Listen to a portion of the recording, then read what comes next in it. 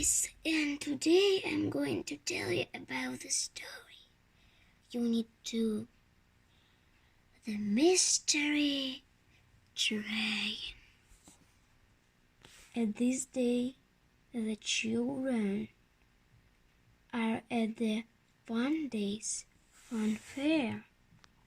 They see a mystery train. "What's that?" asked Rick. "The mystery train," says Sally. "Do you like the mystery, Megan?" "I don't know."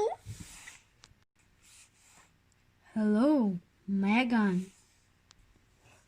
"Hello. Who are you?"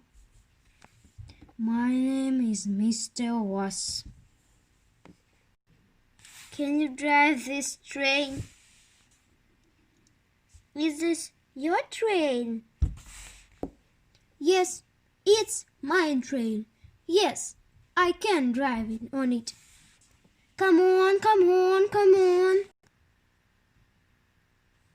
Wow! Cool! Wow! Look! There is a clock in the train.